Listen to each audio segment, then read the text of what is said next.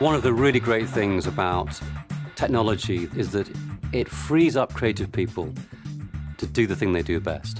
And what that means in the post-production world is that from here on, we're not going to be paying for gear. We're going to be paying for their talent, just their pure, raw talent. The whole nature of our industry is changing under our feet. Our audiences are demanding content in different forms on their terms. So the BBC has an ambition over the next 4 years to move to a fully tapeless and digital production infrastructure. And that covers everything from the cameras that we use all the way through to production and post-production, where we've got an initiative called the Creative Desktop, and FinalCut Pro is one part of that.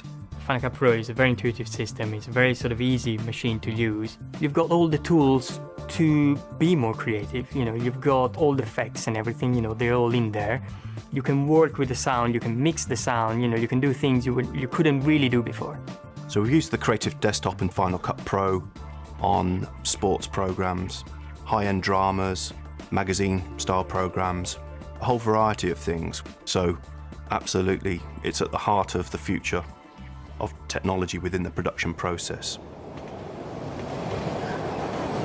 Most recently, I worked on a drama which was shot on location, and I was able to sort of cut the stuff that was being filmed on the day and then show it to them at night pretty much straight away. You spot that there's bits of script you don't need anymore. You spot that some scenes are too long and can be cut down. It actually ends up making the entire filmmaking process more effective and better value. I think at the moment it's almost as if right across the industry, right across the world, everyone's looking around at each other and saying, is this really true? Is there really this new way of doing things? I don't think the BBC's unique in the challenges that we're facing. It's really an industry thing. I think there are other broadcasters that, you know, aren't willing to take risk, and I can understand that. But within the BBC, we have a remit to innovate as well.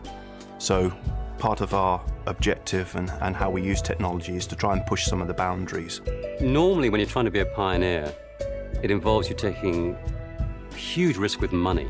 But here, there's the opportunity to be pioneers in something that actually is not only better, but it's actually lower cost.